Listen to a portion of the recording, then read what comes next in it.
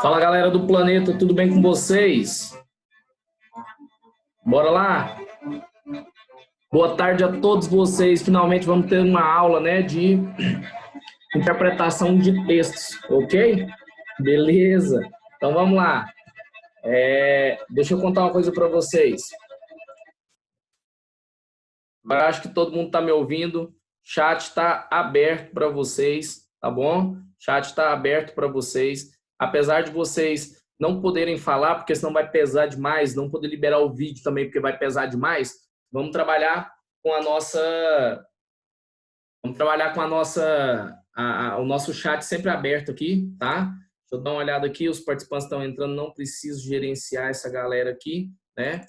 O chat aqui é o seguinte, presta bem atenção. À medida que eu for explicando para vocês, teve uma dúvida, joga aqui no chat, ok? E não deixa passar. Por quê? Se você não jogar aqui no chat, eu entendo que está todo mundo compreendendo, que está tudo ok, que está tudo belezinha, tá certo? Nossa última aula que a gente teve, eu falei com vocês sobre relações semânticas entre as palavras, antonímia, paronímia e tal, né? E já comecei as figuras de linguagem. E trouxe para vocês as figuras de linguagem de uma maneira voltada para quê? Para contextos musicais. Hoje eu vou dar uma repassada naquilo que a gente já estudou, certo? Mas bem rápida mesmo, vou dar uma repassada naquilo que a gente já estudou. E logo em seguida, a gente dá sequência. Eu queria só confirmar com vocês, dá um okzinho aí para mim. A gente parou em personificação e prosopopeia, tá correto? Dá um ok aí a galera que está no chat aí, que já está me verificando aí, né? Me responde aí que a gente já vai começar. Vou compartilhar a tela agora, tá? Para vocês. Vamos lá.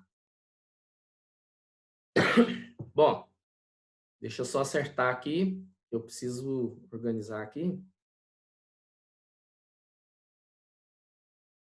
Essa tela aqui sempre me dá um trabalho.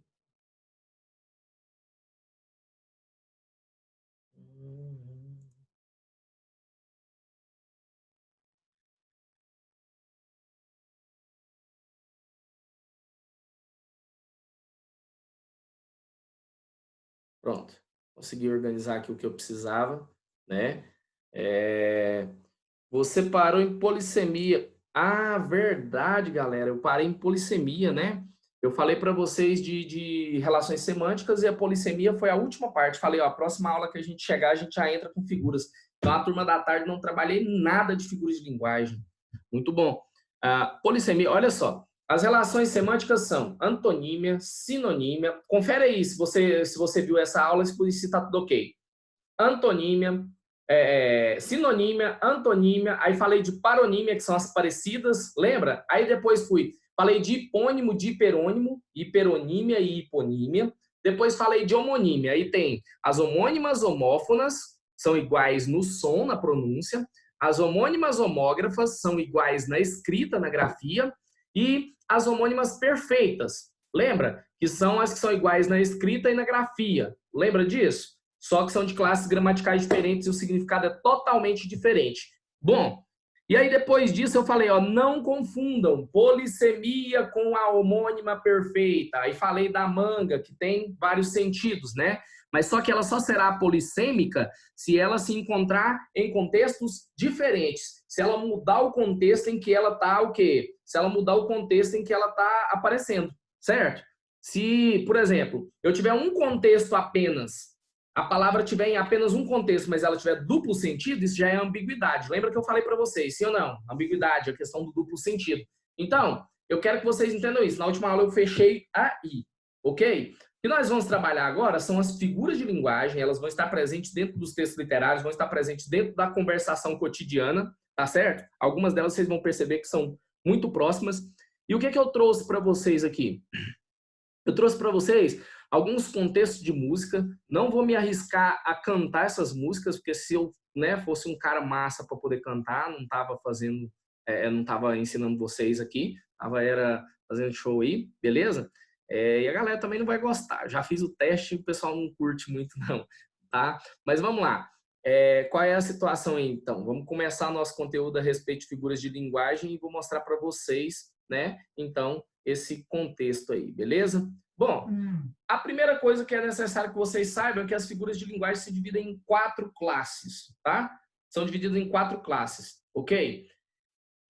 São figuras de pensamento, são figuras de palavras, são figuras de sintaxe, são figuras de som. Nessa aula de hoje eu vou tentar bater com vocês as figuras de pensamento e as figuras de palavra, tá bom? Para ver se a gente consegue, então, presta atenção nisso, para ver se a gente consegue, então, né, fazer 2 aulas nessa questão aí. Aúba, tem alguém com o som aberto aí? Me ajuda aí, galera. Deixa eu ver aqui. Vou mutar aqui já a galera aqui, né, que tá com o som aí. Pronto, resolvi. Então, presta bem atenção no que eu estou dizendo. Hoje nós vamos tentar trabalhar, então, as figuras de pensamento e as figuras de palavra. Sintaxe e som vai ficar para a próxima aula nossa, beleza? Para a gente poder tentar fechar isso aí rapidinho. Deixa eu contar para vocês qual é a importância desse conteúdo aí. Junto com figuras de linguagem, as figuras de... junto com funções da linguagem, as figuras de linguagem são o segundo conteúdo que mais cai em vestibulares e no Enem. Tá? Por quê? Porque as questões que caem para vocês são questões de interpretação. Então, para poder trabalhar com interpretação com vocês, eu já ensino essa parte de figuras de linguagem, de funções da linguagem, de relações semânticas, né? Que a Bailão não vai entrar muito, não vai aprofundar muito nisso aí. Eu vou aprofundar um pouquinho mais para vocês, para poder deixar isso claro. Tranquilo? Então, bora lá? Vamos ver as que são mais cobradas no Enem? A seguir, vamos ver as que são mais cobradas no Enem. Deixa eu operar um negócio direitinho aqui. Figuras de pensamento. As figuras de pensamento são recursos de linguagem que se referem ao significado. Tem que dar um espacinho aqui ao significado aqui, né? Ao significado das palavras e ao seu aspecto semântico, tá bom? Vamos lá, vamos dar uma olhada na primeira. A primeira figura de linguagem é a antítese. Antítese, olha só, o comecinho aí já te lembra alguma relação semântica? Lembra de antônimo, certo? Então, quando eu tiver dentro de um mesmo contexto antônimos sendo colocados nesse contexto, você vai ter, então, a antítese, certo? Só que tem um detalhe. São 2 palavras de sentido oposto com significado diferente, são antônimos, certo? Que estão dentro de um mesmo contexto, mas elas coexistem, elas criam um novo significado. Tá entendendo? Então, eu quero que vocês percebam isso, porque a próxima figura de linguagem que a gente vai estudar é o paradoxo, ok? E o paradoxo, ele já é também essa ideia de oposição, mas as ideias se anulam. Então, vamos ver primeiro a antítese. Olha o exemplo aí de antítese, ó. A primeira definição, ocorre a antítese quando há aproximação de palavras de expressões de sentidos opostos, ou seja, de palavras antônimas, né? E olha só, Vitor e Léo aí, né? Sou teu ego, tua alma, sou teu céu, o teu inferno, a tua calma. Eu sou teu tudo, sou teu nada. Minha pequena, és minha amada. Eu sou teu mundo, sou teu poder, sou tua vida, sou meu eu em você. Bom, só para lembrar para vocês que toda música, antes de ser música, né, ela é primeiro um poema, tá? Ela é escrita em versos e aí depois ela recebe a musicalidade e se torna uma música, tá certo? O cara compõe, primeiro ele compõe um poema e depois ele coloca a musicalidade, ritmo, tudo, né, no poema para ele poder virar música. Assim como as cantigas lá no trovadorismo, lembram que eram poemas para poder ser cantados acompanhados de instrumentos musicais? A lira, a cítara, né? Então, a gente tinha várias situações aí. Aqui é a mesma coisa, a música, né? Então, quando ele fala sou teu céu, sou teu inferno, perceba que céu e inferno são palavras opostas, sim ou não, do ponto de vista semântico, do ponto de vista de significado, céu e inferno. Como que uma pessoa é o céu e o céu e o inferno ao mesmo tempo? Tá vendo que é o oposto? Então é essa situação aí, né? Quer saber como que uma pessoa é teu céu e teu inferno ao mesmo tempo? Casa com ela. Casa com ela, né? Que você vai saber. Bom, tô brincando. Vamos lá. Casamento é uma coisa muito boa. O tudo e o nada aí. Eu sou teu tudo, sou teu nada. Tá vendo que tudo e nada são palavras opostas também no significado? Perceba essa situação, né? Você vai ter dentro de um mesmo contexto palavras que são antônimas. Quando isso acontecer, você tem de fato, então, quem? A antítese. Massa? Vamos lá. Tem uma tirinha do lado também. Por que que eu tô colocando tirinhas? Por que que eu tô colocando músicas? Às vezes vou colocar uma charge para vocês. Porque esses gêneros textuais são bastante cobrados dentro das questões de vestibulares e do Enem, tá bom? Então, compensa dar uma olhadinha aqui, compensa dar uma olhadinha do lado de cá, que às vezes você vai encontrar aí, né, uma forma de entender como é que isso cai para você em questões, ok? Então, dá uma olhada nessa aqui do Charlie Brown, né? A mocinha aí tá indo, ó, sim senhora, esta é a minha redação sobre o dia e a noite. O dia e a noite, tá vendo? São situações opostas. Se é dia, não é noite. Se é noite, não é dia. São palavras antônimas para uma mesma situação de permanência, ok?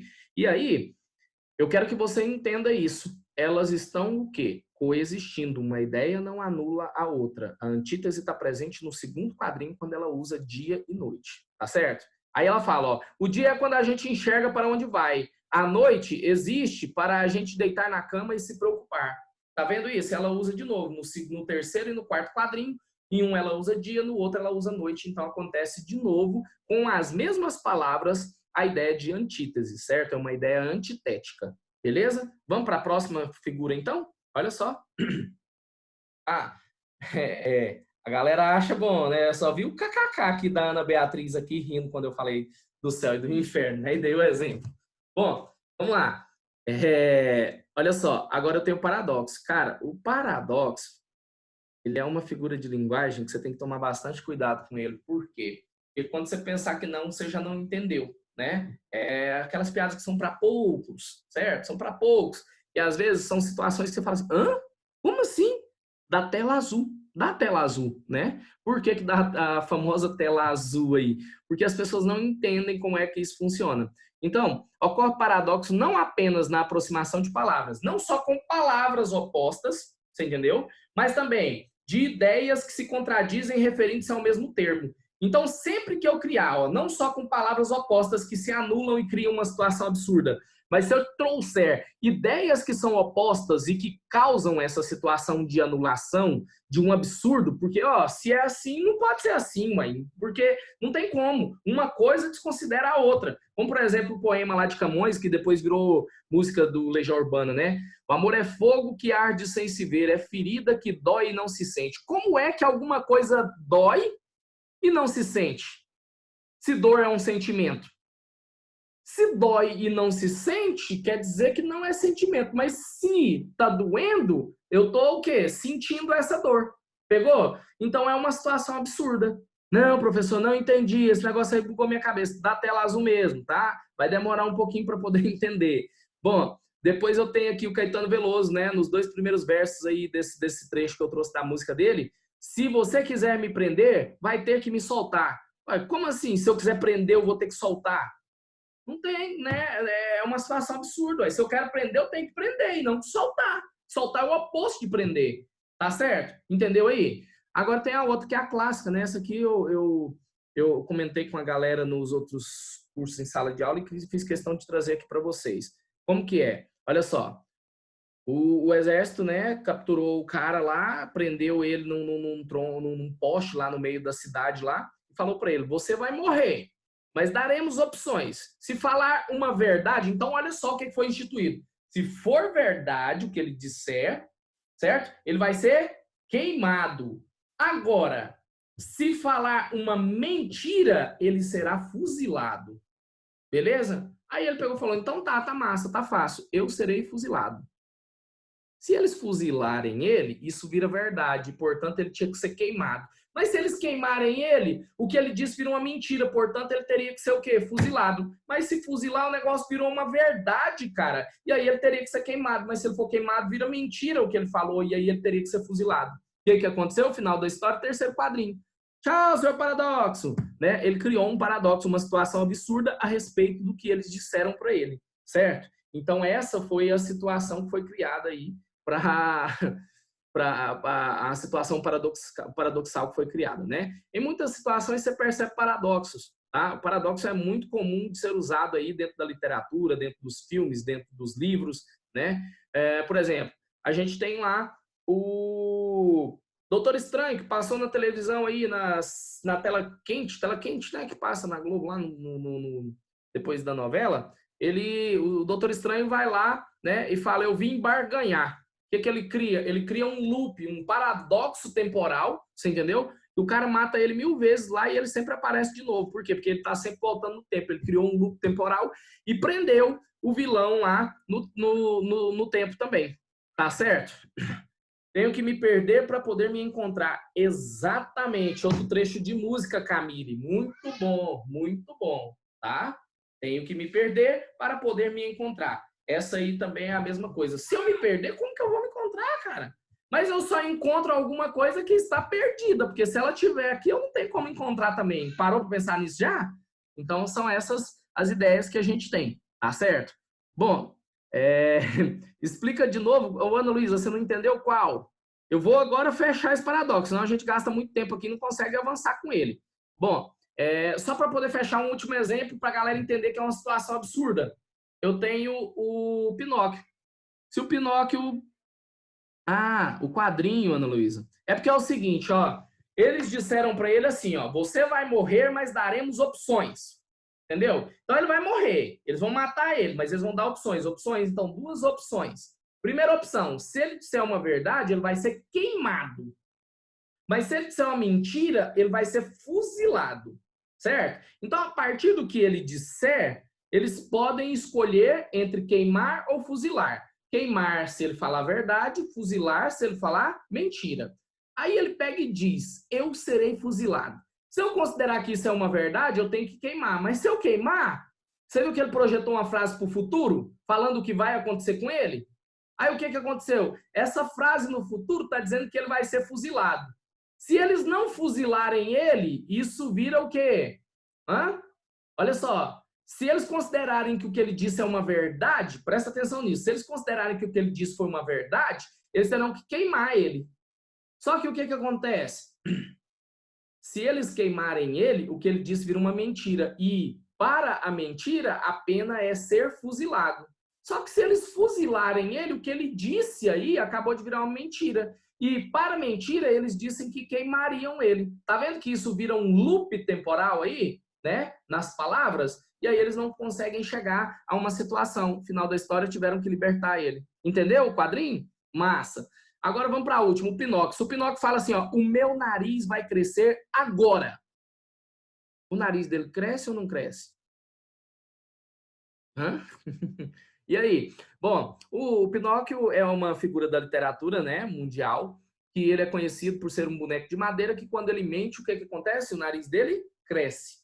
Só que aí o que acontece? Ele disse, olha isso, vou ficar de perfil para vocês verem. O meu nariz vai crescer agora.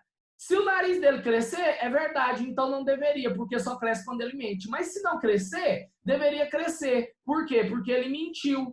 Você entendeu? Mas se crescer, virou verdade. E aí não deveria crescer. Mas se não crescer, virou mentira. E aí deveria crescer. Mas se crescer, virou verdade. Aí não. Entendeu? Ah, o nariz cai. Cai não, Gabriel. Presta bem atenção. Esse é o paradoxo. Quer resolver o paradoxo do Pinóquio? Ao invés de, deixa de usar o advérbio de tempo. Se ele fala só assim, ó, o meu nariz vai crescer, aí você resolveu o paradoxo. O problema está na palavrinha agora. Por quê? Quando ele fala agora, o nariz tem que crescer agora. Mas se crescer na hora, vira verdade, então não deveria crescer. Mas se não crescer agora, vira mentira, então deveria crescer. Mas se ele fala só assim, o meu nariz vai crescer, quer dizer que ele está dizendo que em algum momento do futuro ele vai mentir e o nariz vai crescer. Não precisa ser necessariamente agora. Pegou? Resolveu o paradoxo. É bem fácil. Só que você tem que pensar, velho, a respeito disso. Muito louco. Mas é mesmo. É quando dá tela azul pra galera aí e buga todo mundo, não é? São as gírias que estão sendo usadas agora para quando você não entende uma coisa e é complicado de se entender. Ó, bugou, né?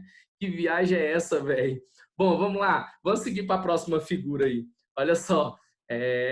A próxima figura é chamada de apóstrofe, tá? A apóstrofe resume-se basicamente em usar o vocativo dentro da literatura, de um contexto literário, certo? Qualquer que seja o contexto, eu usei o vocativo, eu tenho uma apóstrofe. O que é o vocativo, então? O vocativo é o chamamento, o direcionamento do discurso, é quando eu chamo a pessoa com quem eu estou falando. Ou então, eu digo que aquilo que eu estou dizendo é para aquela pessoa.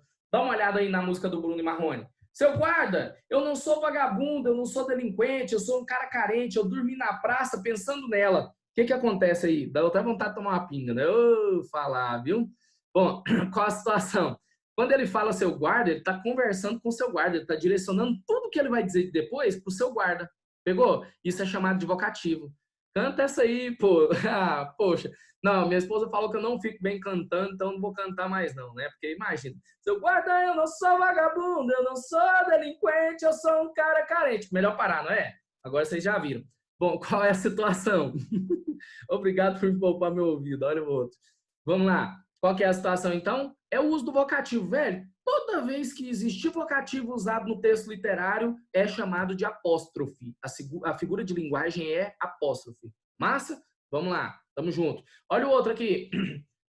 Eu tirei essa tirinha aí, é uma tirinha do Um Sábado Qualquer, né? Eu não sei se vocês conhecem, mas o quadrinista aí, ele usa, né, a figura aí. Essa figura colorida que a gente tem aqui é Deus, criador, né, de tudo, tal, né, concepção. E esse bonequinho palito aqui é o Adão, beleza? E aí o Adão pega e fala assim, olha, um recado do Nietzsche, né? A gente sabe que Nietzsche negou a existência de Deus, disse que Deus está morto, essa coisa toda, para quem estudou lá, né? Tranquilo?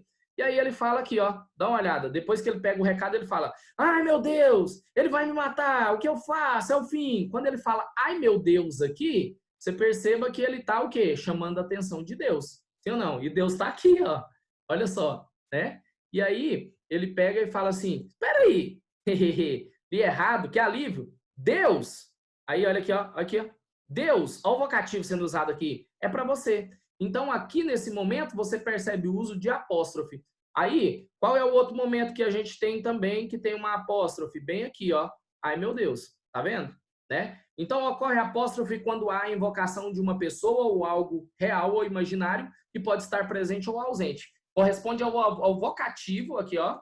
Bem marcado aqui para vocês. Corresponde ao vocativo na análise sintática, que é utilizado para dar ênfase a uma expressão. Beleza? Tranquilo? Pegou? Então vamos lá.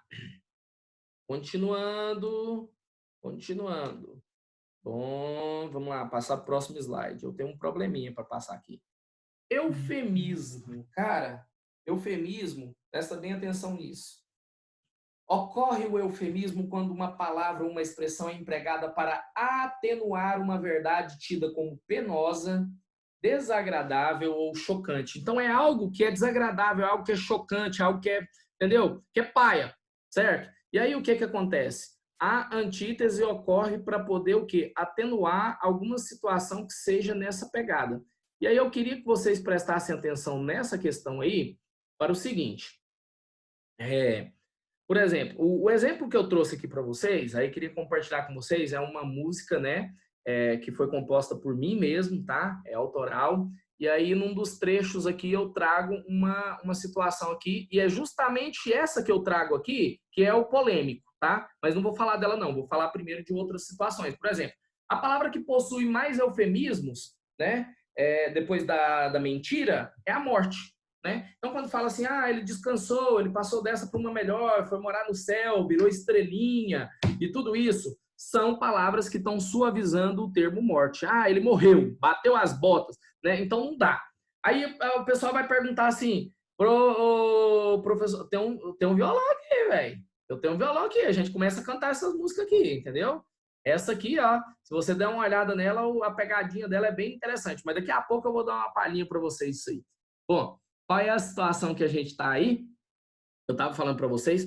Se você dá uma suavizada no termo, isso é eufemismo. Massa! Agora deixa eu contar uma coisa para vocês. Se você troca o termo morte por um termo que é igualmente desagradável, ou às vezes até mais desagradável, aí eu não posso chamar isso de eufemismo. Por exemplo, ao invés de falar assim, ele morreu, ele bateu as botas, virou presunto, empacotou, entendeu? Aí não, cara. Aí não. Isso não vai ser considerado eufemismo. Eufemismo tem, olha só, ela é a figura de linguagem que é empregada para atenuar, tá vendo? Suavizar uma verdade tida como penosa, desagradável ou chocante, tá certo? Então, por exemplo, se eu falo assim, eu não gosto dele porque ele é um cara muito mentiroso, quer dizer, eu poderia dizer assim, ó, olha só, eu não me dou bem com aquela pessoa, pois ela tem o mau hábito de faltar com a verdade.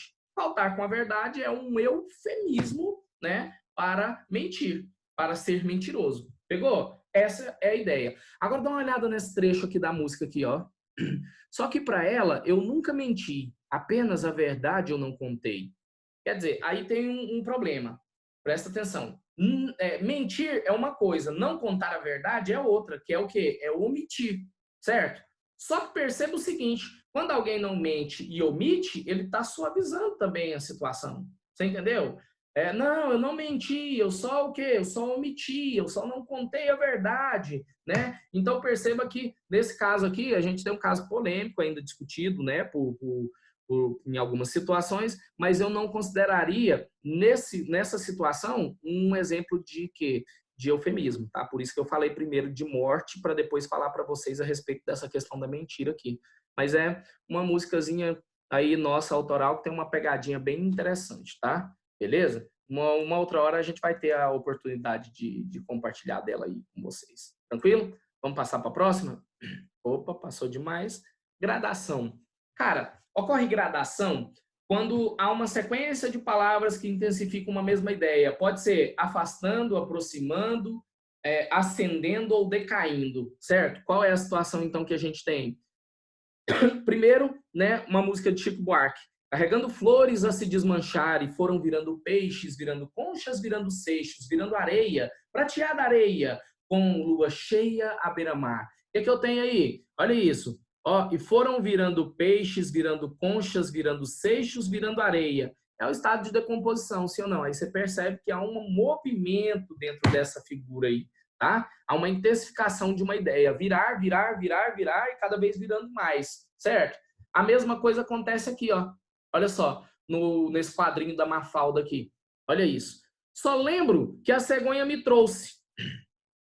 Ó, só lembro que a cegonha me trouxe, decolou de Orly às 17h22, hora de Paris. E é claro, depois fizemos uma escala em Dakar, outra no Rio, onde trocaram uma pena que não estava boa e finalmente me deixou aqui.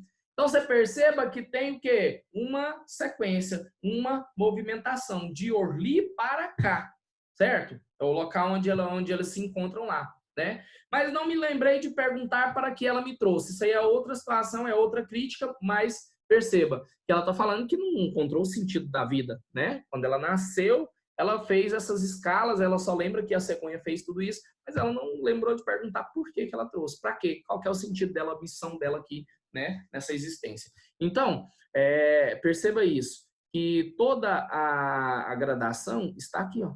Fizemos uma escala em Dakar, outra no Rio, e onde trocaram uma pena que não estava boa, e finalmente me deixou aqui. Então você percebe o movimento, a intensificação da ideia de quê? Da ideia de transporte, de voo, escala, parada, você entendeu? Veio de um lugar para o outro, para o outro, para o outro. Então a gradação é isso, é a intensificação de uma mesma ideia. Massa, galera. Tamo junto, tá? E deixa eu falar uma coisa. Tem dúvida, não entendeu? O chat está aberto aqui e eu estou olhando ele direto aqui. É só lançar lá a questãozinha que nós vamos discutir a respeito, tá bom? Por enquanto eu acho que está indo bem, né? Está indo tranquilo. Eu trouxe uns exemplos para poder ficar bem claro para vocês, né? Mais claro que só se eu abrir a janela, mas o sol está pegando aqui e vai ficar muito claro, né? Melhor não. Vamos lá. Hipérbole. Hipérbole é uma figura que já é conhecida por muitos de vocês, já passaram pelo médio e essa não dá para esquecer. Por quê? Porque é quando há o exagero de uma ideia a fim de proporcionar uma imagem emocionante ou de impacto, né? De impacto. Nossa, eu tava com tanta sede que eu tomei quase uns 20 litros de água. O cara fala, caralho, 20 litros de água? Como assim? Né? Então, essa é a ideia. 20 litros de água, uma pessoa não consegue tomar de uma vez 20 litros de água. Então, isso é uma hipérbole, é um exagero, tá certo? Então, depende da situação. Ah, eu tomo. Toma nada. Eu quero é ver. Vou levar um galão para a sala quando voltar às aulas. Eu quero ver você tomar lá durante a minha aula. Bom. Ah, se for cerveja, então. Tá, beleza. Vamos lá. Depois a gente vê essa resenha aí. Mas olha aqui. A musiquinha aqui do Exalta Samba, ó. Tá vendo aquela lua que brilha lá no céu? Se você me pedir, eu vou buscar só para te dar. Ó, 10 minutos, galera. Esse negócio que não perdoa, né? Tá vendo aquela lua que brilha lá no céu? Se você me pedir, eu vou buscar só para te dar. Se bem que o brilho dela nem se compara ao seu. Olha que louco, velho. Primeiro que a lua não brilha, né? Ela só reflete. E aí, quando ela fala assim, se bem que o brilho dela nem se compara ao seu, o cara tentou dar uma cantada de mestre, você entendeu? Só que falhou. Por quê? Porque a lua não brilha, velho. Então, qualquer brilho é melhor, é maior do que a lua. Sacou a parada? Então, é nessa pegada aí, né? Bom, Mas aí ele está querendo fazer um exagero aqui, né? Se bem que o brilho dela nem se compara ao seu. O dia que está de lua cheia, que ela está refletindo bem ali, ela brilha bastante, sim ou não? Ela reflete, mas ela, né, tem um determinado brilho ali, que não é dela, mas que ela transmite. E aí, quando ele fala que é o brilho da lua não se compara ao da pessoa com quem ele está falando, que exagero, velho, né? Aí, você perceba o seguinte, aqui também eu tenho uma tirinha que eu também já vou usar para essa figura aqui que eu estou explicando e para a próxima que eu vou explicar para vocês, que é a ironia, tá? Olha o Adão chegando de novo perto de Deus e Deus só olhando ele, né? Daquele jeito. Aí ele, tô ficando atoladinha, tô ficando atoladinha. Aí ele, viu como eu canto bem? Aí ele, aham. Aposto que a Elis Regina tá morrendo de inveja. Eu sou sinistro, né? O Adão todo empolgado ali, né? A autoestima lá em cima. E aí Deus pega e vira para ele e fala: aposto que a Elis Regina está o quê? Morrendo de inveja. Morrendo de inveja? Aí a gente tem duplo sentido dentro dessa expressão e a gente tem o quê? Um exagero também, né? A ideia de morrer de inveja aí está nessa questão aí, ok? Deixa eu ver aqui, tem alguém entrando em contato aqui. Será que não está conseguindo entrar na sala? Não, é outra coisa. É dúvida a respeito de redação. Estou olhando aqui no WhatsApp também, gente, porque se alguém não conseguir aí, se algum de vocês tiver algum problema para poder entrar na sala, já visto que eu não estou no grupo de WhatsApp de vocês, manda para mim, né, uma mensagem aí no WhatsApp que eu resolvo o problema de vocês para inserir na turma. Agora, faltando 8 minutos, não dá mais para poder colocar. Eu pensei que era alguém aqui querendo tirar alguma dúvida a respeito disso. Então, já está aberto aqui, eu estou visualizando aqui qualquer situação que seja de dúvida ou problemática para poder participar da aula. Nosso foco é trazer, né, isso aqui para todo mundo, beleza? Mas a ideia aqui, morrendo de inveja, é o quê? É um exagero, né? Morrendo de inveja do cara cantar um funk desse aí, né? Não que eu não goste de funk, né? Mas qual é a situação aí? É que as composições de Elis Regina são muito mais, tem muito mais qualidade, sim ou não? Então, gostos e gostos, né? Vamos parar com essa situação e nem vamos começar a polêmica. Mas eu preciso que vocês entendam isso. Esse termo morrendo de inveja é um exagero. Então, isso aí caracteriza a hipérbole nessa pegada. Só que, olha só, quando você vê toda essa fala dele aqui, ó, você percebe que ele não está sendo verdadeiro. Ele está sendo o quê? Sarcástico, certo? Sarcasmo é um tom que você usa para poder se expressar com a pessoa, certo? Desmerecendo de alguma coisa dela. Então, isso é muito usado na figura de linguagem que é chamada ironia. Vamos dar uma olhada na ironia aqui, então, que é o próximo. Opa, passei demais. Tá aqui. Bom, vamos lá.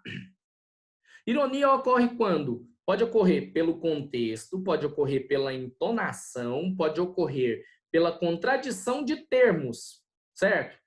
Nessas três situações, contexto, entonação e contradição de termos. Quer dizer, contradição de termos, termos contrários, né? Eu sugiro o contrário do que as palavras ou orações parecem exprimir. Então, quer dizer, eu falo uma coisa, mas eu quero que signifique outra. Dá uma olhada nessa tirinha aí, né? Nesse quadrinho só, né? Porque eu peguei só um quadrinho.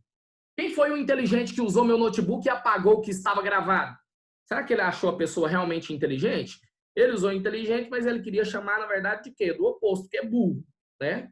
E é qualquer outra coisa. E ele queria, né, xingar, mas ele usou de ironia. Essa é a ideia de ironia, tá? Eu sugiro o contrário do que as palavras ou orações parecem exprimir, entendeu?